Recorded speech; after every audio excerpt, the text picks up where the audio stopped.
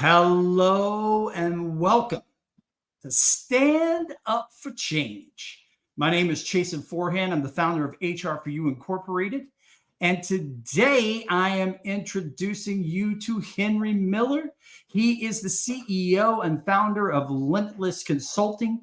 He is a 21-year veteran in the Air Force, and we are asking people to give it up.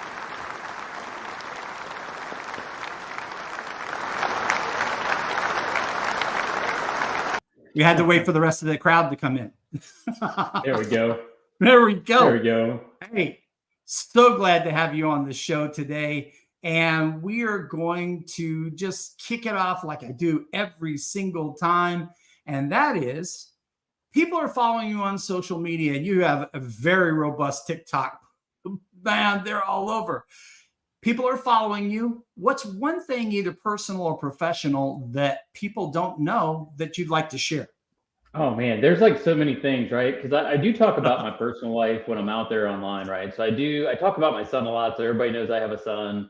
I talk about the military sometimes, so like people know that I've been in the military. I even talk about this stuff on Instagram and TikTok. I'd probably say, I do a lot of different things, right? So I love the mountains. I'm an avid bowler. I'm a good pool player. I love playing cards. So a lot of people don't know that about me, that I play poker. I can play blackjack and love it. And I'm pretty good at it. I am horrible at cards. I am terrible at it. Every time we go and we, just visit a casino, my wife will sit down at the nickel slots and she'll be there for hours. I'll go play blackjack or something and I'll be done in like 10 minutes. And I'm like, honey, I reached my limit. Yeah. At least you have a limit. I mean, that's the big thing. You have to go in with a limit, and you have to know when the table's just not going to work for you that day. Yeah. You're like, man, no matter what I do on any hand you give me. Which is anytime I step up to any table that has to do with cards. Now, bowling, I do like bowling and I'm pretty good. Not great, but I'm pretty good. I was in a bowling league for a while when I was younger, and I don't bowl as much as I used to, but I've gone with my son a couple times, and it's been really fun. I'm just going and hang out with him, and he's like, "What?" And he uses the bumpers, and then he's like, "I'm a big boy." I'm like, "Well, that ball's a little heavy." Right? You can't throw it down finding there. The right size, finding the right weight of ball. It's like, and finding one that's not all like jacked up, it's been all scratched or whatever. It's gotta be just perfect. It's nice gouges out of it. Yeah. I mean, and I used to have different balls, right? The ones that this one is how I shoot like this when I'm down there, and this one is for, it's just funny. Yeah, it's fun. Well, we'll have to do that. We get it together in person. We'll have to go play pool and play and bowl. All right, my friend. So let's take people on a journey. Let's start out with Henry, and he's in the service. And what made you join the service, and how did that journey go? Oh man, I don't really tell this story that often, believe it or not. Like, because people always wonder like how I joined the military, and most people never ask that question. And when they do, I'm always like, well, this is an interesting thing. So I was in high school. I was a pretty decent student overall. And I applied to a lot of colleges. I actually got into Virginia Military Institute. I got into a couple other schools. There were military-centric schools, but there was one of the academies I wanted to go to. And I kind of threw a little bit of a fit. I was kind of like, I didn't get in. I've done all this work, and I didn't. So I just joined the Air Force. I was like, I'm getting in, So I just went out and I joined the Air Force, and I loved every minute of it. I joined when I was 17 years old. So, it kind of grew me up. I always say like that first few years you're in the military, I know we tell everybody they're an adult at 18, but I feel like you grow up a lot in the military from like 17, 18 years old to like 25. If you just gave yourself that 7 years, you've done a lot of growing, and you learn a lot of discipline. And even if you had discipline in high school because you played, sports, or you were in academic stuff, or you were in journalism, or whatever the case is, band, football, and you had some level of discipline, like the military just gives you that different level. So I joined the military, and it was fantastic. I met some of my closest friends in the military. I've met almost everybody that I'm really that knows me personally has been in the military. I know a lot of people in the private sector for sure, but a lot of people that I've just been through a lot of things with, because that's something that when I joined the military, that it gave me. It gave me that team centric type of mindset, and you get to know people, and you get to do interesting things with those people. You get to do exercises, and you get to go do PT. Like, why am I running 5 miles? It's too early for this. As Air Force guys, it's too early for this. But I get up really early now, so I've been getting up at 4:30 in the morning since, like, I don't even know how long. Couldn't even tell you. 25, wow. 26, maybe 27 years. I don't know. But yeah, I joined the military, because I got into a few colleges, and I didn't know what I wanted to do, and I still didn't, and I still don't, right? So that's the thing. What's interesting about me is I still don't. I have all these degrees in all these areas, but like, I love HR and I love training, but I just didn't know what I wanted to do, and I didn't want to be that person in college, like just changing their major, because I knew so many people that would just go in and right changing, because you don't know. You just said it, like you really just don't know. You've never done those jobs. At 17, you've never done any of that stuff, right? Yeah. So, I mean, you didn't have social media either, right? So there was nobody to ask, hey, can you teach me about this stuff? I mean, you had to go personally sit down with somebody and do it, Now you just have social media, and you can just literally reach out to anybody, you, me, anybody, like, hey, what was it like to join the Air Force? Or what was hey, it? How hard was that what degree was that it you, like? you got? Yeah. Yeah, what was it like? Yeah, tell me the truth. And I love that about you. You're very open to helping other people and kind of giving of your time and your knowledge, which is great.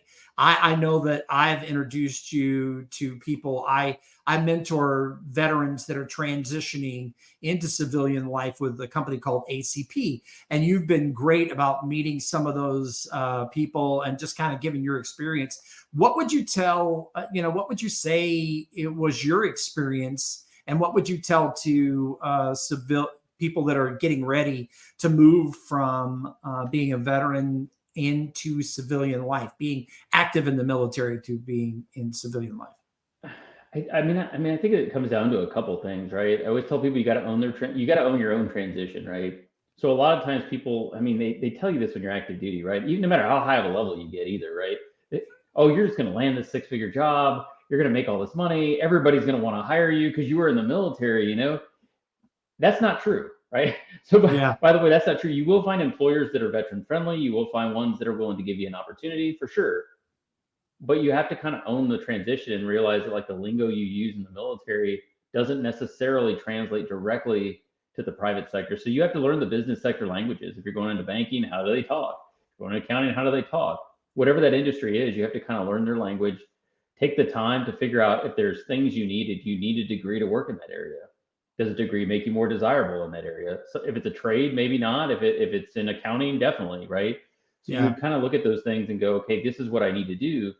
And then just reaching out to people that do it. I mean, LinkedIn's a great platform for that, because you can reach out to good people.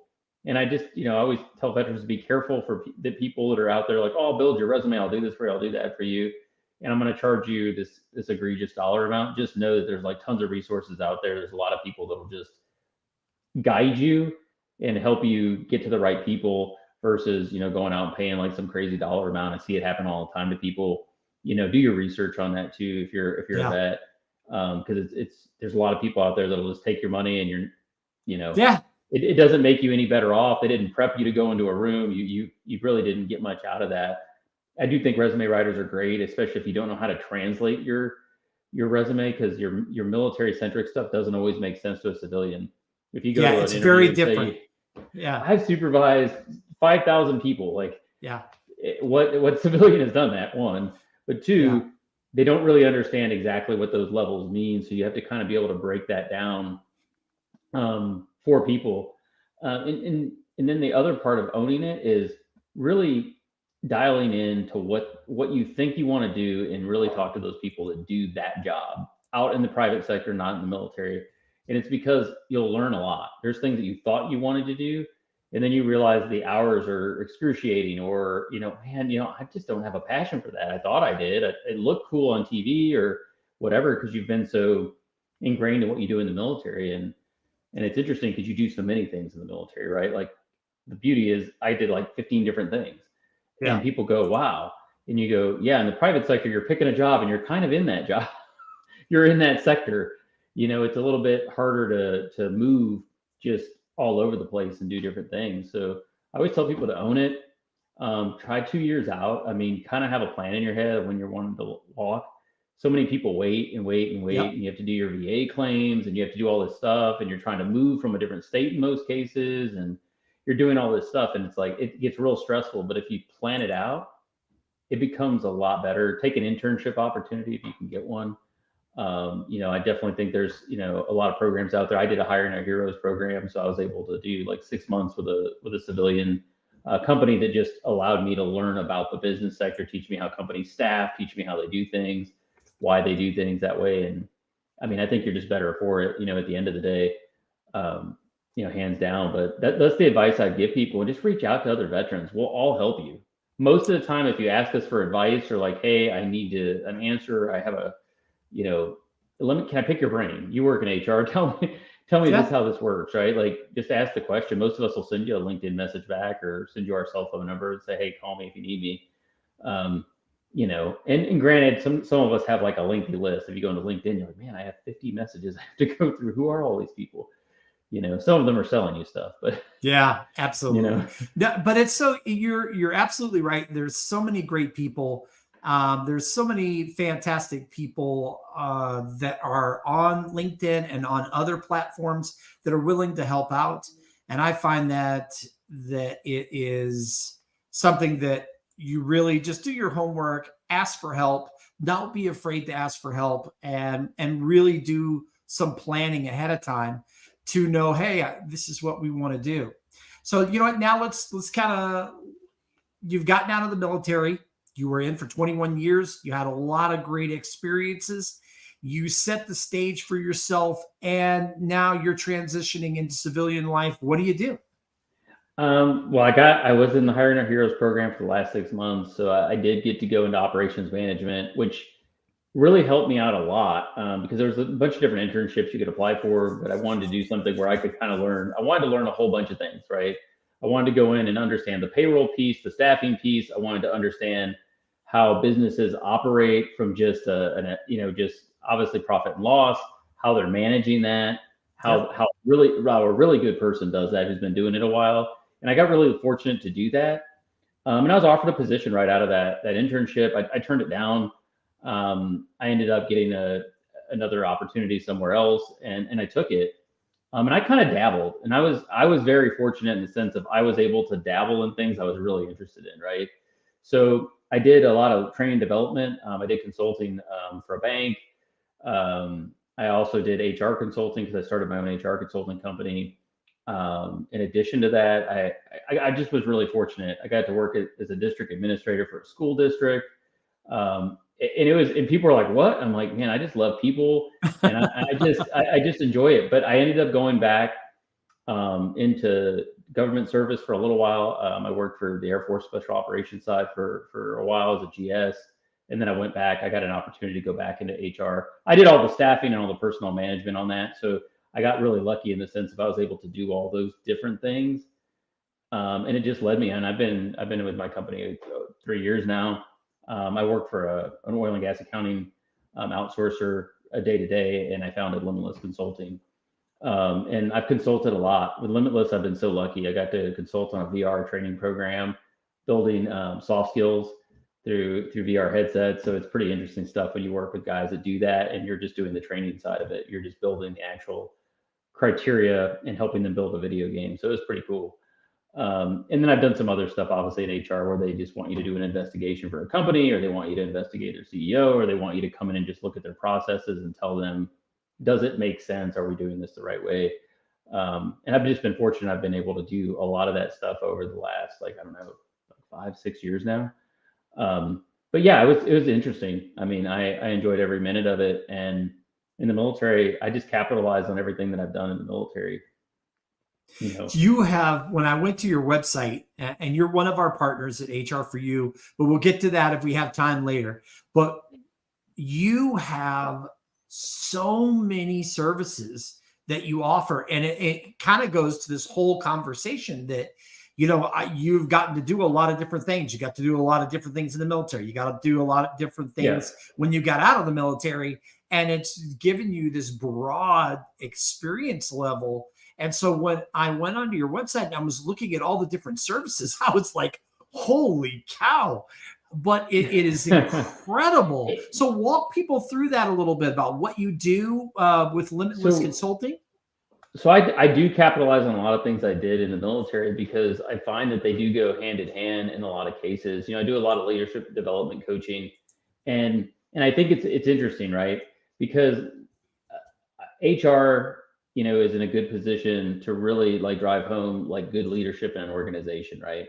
You can't build the whole culture of an organization, but you can like lift it from your vantage point in a sense of if you lead a certain way, other people in your organization will see you lead that way. So I always look at it like try to do the right things for the right reasons. People hear me say that all the time, regardless if it comes at a personal cost. Sometimes you got to say you messed up, and it's okay to do that.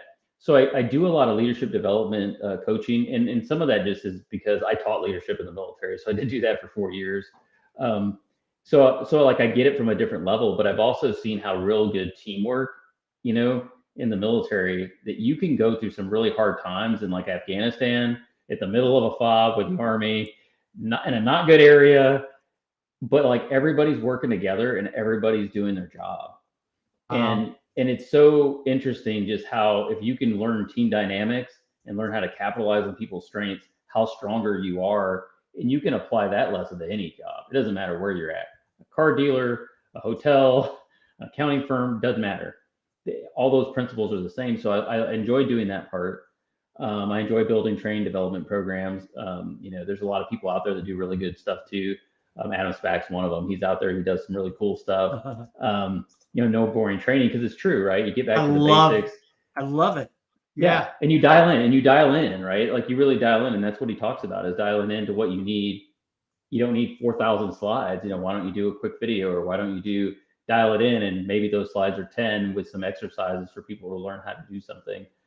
So I love training development. I got to do some of that in the military. I did learn how to do e-learning. So I did learn how to work with like different programs like Camtasia and different things. So it allows me to kind of do that in the private sector as well. And then, HR in the military is different. It's called different things, but a lot of the processes that you would use to counsel somebody in the military, I would argue, if you look at the private sector, they'd be very much the same. You would verbally counsel them, you would try to coach them along, you would try to do all these things. Yeah, and eventually there's a PIP, which would be like an equivalent of like an Article 15 or something.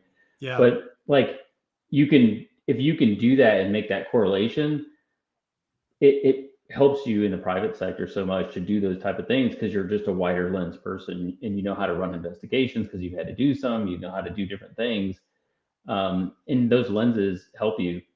I worked in protocol, which is like, working for generals and setups and stuff. But you learn a lot of skills, how to talk in public, how to handle yourself in front of different subsets of people, how to talk to different subsets of people that are politicians or people that are this or that. And you learn that. And those skills are like invaluable to organizations, because most people just don't get to do those kind of things, right? Like the average Joe just doesn't get to do it. But the military allows you to do all this cool stuff and work for units that do just really cool things, What's the most fun memory that you have of that time period that you were in service, and maybe like what you were doing during that time period? Unless it's secret and you can't tell. I'm not going to tell. No, I would never do that. I don't want to end up in handcuffs. That's ideally not a good situation. No, but I think there's just so many times. I think I got to work a couple presidential visits, and those were probably some of my most interesting times, because you have to work with like the Secret Service, and you have to work with like your base, and you have to work with other bases and other politicians and other people's offices, and there's a lot of coordinating that's happening. Everybody's trying to be, everyone's trying to get their way and what they want, how they want it. But at the end of the day, I enjoyed those times because I worked with a really good team. Like our team was just so solid. You want to talk about everybody just being able just to read the other person's mind and know like, oh, he's not going to do this, I'm going to go do that. And this other person's like, yeah, this person's got a bad habit. They're definitely not going to handle that. They do not want to do that. So I'll go take care of it, right? And everybody just knows, right? Because they know what your strengths are. They know what your weaknesses is when you're going to do something, and they just all click. I'd probably say that one, and then teaching leadership. I enjoyed every student that came through. And I just really tried to learn from them, right? Like what they didn't want. I loved learning from what like somebody who is used to being led and now is going to be a leader takes and goes, I really just didn't like this that my boss did to me all the time and it never made sense to me. So you take those nuggets and then you just try to either teach other people and then you use them yourself. Like, am I doing that? I need to take a step back. Wow. Well, Best time ever.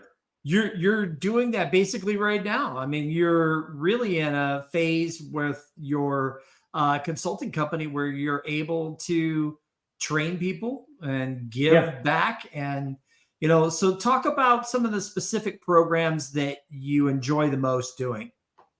Oh man, the best, some of the programs. I know you have a ton of stuff on there. Like we can't. I got this list. We would need another hour to go through all these. But.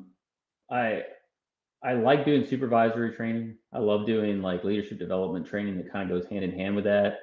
And then I love looking at like HR processes and how they either help or hurt like that leadership development, right?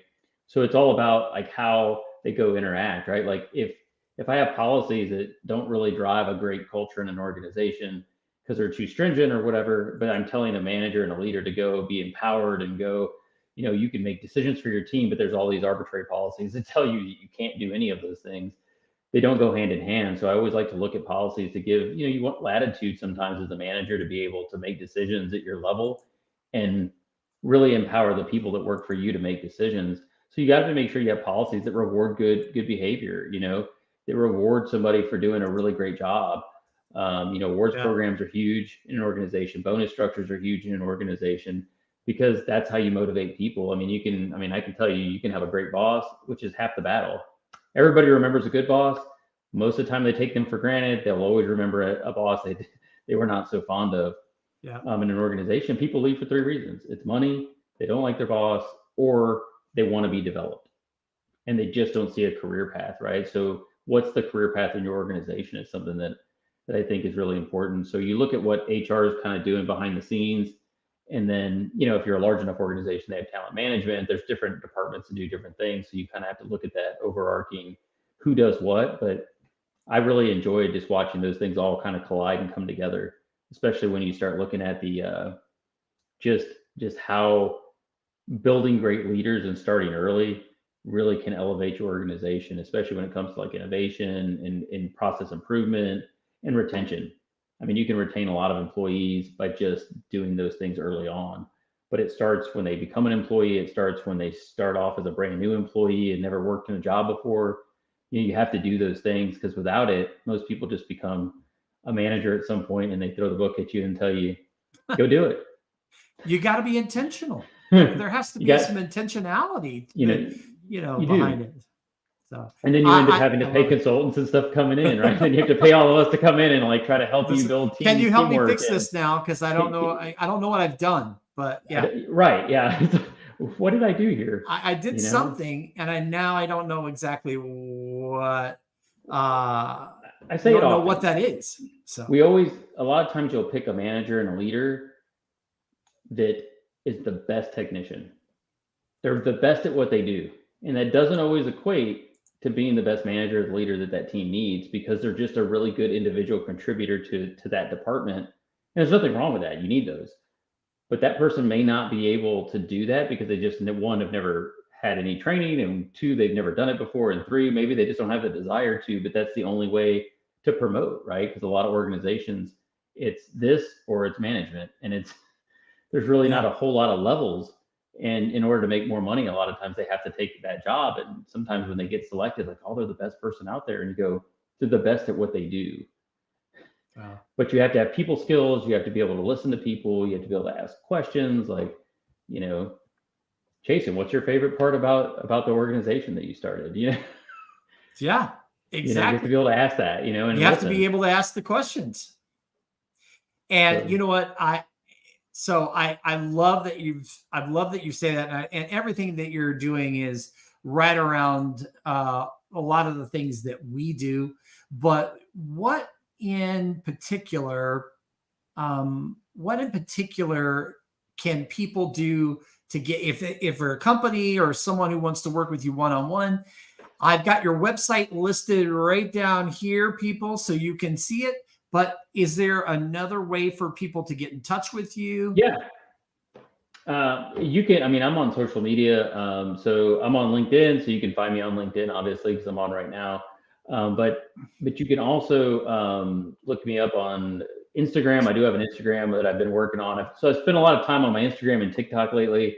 So I was trying to build a lot of content for that. So I ended up sort of like kind of stepping out of LinkedIn for a minute just so I could kind of work on those over the last like year. But you can find Don't me even on get me started Instagram on your TikTok stuff. or TikTok. Your TikTok, it's just it's incredible. You show up, you record these videos, and then like thousands of people show up, and they're like, "Yeah." You know, it's interesting, right? It only takes one video for you to be able to do that. It's so interesting with TikTok because it's way different than LinkedIn, but it's different in the sense of like, you know, you can just go do. People want 60-second snippets, like a quick, not necessarily a hack, but just something that you think of or something that you do that makes them think, and that's why people watch TikTok. That's why people sit there and just kind of go in. But at the real HR dude is my handle. So yes, it's at the at the real HR dude. But that's my handle on all those platforms. So you can find me on any of those. I am on Twitter, but I really don't. I'm not really so active on that platform. I really don't do much there. Yeah, I have it, but you know, there's not a whole lot of people. I don't know a whole lot of people on there. But yeah, there's a lot of great people from LinkedIn that are actually on those platforms that are actually doing pretty big things. There's a couple of guys out there that are cranking out 10 to 15 videos. Every time I turn around, I'm like, how did they do that? How do they do it? Yeah, it's crazy. Where do you have all this time? You know, but yeah, you can find me there. You can find me on LinkedIn, shoot me a message, and I'm always happy to sit down and just kind of see if we sync. You know, I am, you know, obviously it's always a mutual thing. Whenever I do any kind of consulting, you know, we have to be able to, you know, connect on a level. And sometimes I've turned people and said, hey, look, I don't think I'm the right person for you, but there's somebody in my network you might want to talk to. And that's great. You know, or that's the way to do look, I'm just not, I don't think that's a project I'm passionate about or whatever the case is. Cause that's my other thing I do. So I really want to enjoy what I'm doing. So good point. Not just about the money. It's the best way to be. Yeah, it's the best way to be. So before we get off, we're almost out of time here. This has been a great conversation, and I'm glad that people get to meet you and see what you do. You became a partner with us, and you know what? It was when we first started talking, it was just like, yeah, this is a great fit. I felt that, and you know, I think I would love for you just to explain kind of your journey and why you're here with HR4U and why you support. I mean, it was pretty easy. I think we just talked once and it was just like, man, this is good. Let's do it. And sometimes you just connect with different people for different reasons. And one thing I'll say is what we're trying to do with that nonprofit is something very different, I think. And what I like is that, you know, you kind of stick to what the goal is, right? You don't get caught up in all the noise. You really do stick to what you're trying to do, right? If you're looking at diversity, equity, and inclusion, or you're looking at pay equity, you really do stick to those things. But it's like the core, right? And all the people that are a part of it believe in all those things, right? And a lot of them are consultants, or they're in leadership development, or they're in, you know, they're speakers. I mean, you got some great people on there, Dustin Dale. I mean, you got the guys all over the place, you know, and we're all kind of doing the same things, right? Like you're trying to impact where you're at, right? Because you can't always like fix the whole process in every organization, but what you can do is you just sort of fix it in pockets all over the world, you know, and over time you make a difference, you know, one way or another. So I that's one thing I admire about the organization. I think it really just sticks to what it's trying to do and doesn't just get caught up with all the noise or whatever's out there. It's like, no, this is what we're trying to do. And then we just have a bunch of amazing people. The support that comes out is just crazy when we have those meetings. You know, just so many people show up, right? Which is it's huge, fantastic. Huge. I've never seen that show up for a nonprofit or a church or anything where there's that many people that would show up to a meeting at 7 o'clock or 8 o'clock at night on a Friday or something. Yeah, everyone's showing up, or at least trying to show up, or, you know, periodically we all have things that happen, but you know, just the support that's out there and the people that are a part of that. It's just pretty amazing. Henry, if you don't know Henry, you should get connected with him. But Henry is also part of our advisory board, and that's 9 fantastic people that are giving us an incredible amount of time to help us with our decision-making dichotomy and how we move forward as an organization, along with our board that's separate from our board of directors and our other committees that we have. We're really, really fortunate to have Henry and other people that are giving their time. Dr. New is on here as well. Dr. New Trong, she is fantastic and is part of our advisory board. Thank you, Dr. New, for being here. And thank you, everybody who is visiting, who came out to say hello, to give comments, to share. We will have this on our YouTube channel where you can connect with Henry. It'll have all of his the ways that you can get him on his website and LinkedIn, etc. But he's also, like I mentioned before, doing crazy, awesome stuff on TikTok and other channels. So please reach out to him. This has been a fantastic show. We've been with Henry Miller. I want to give another round of applause.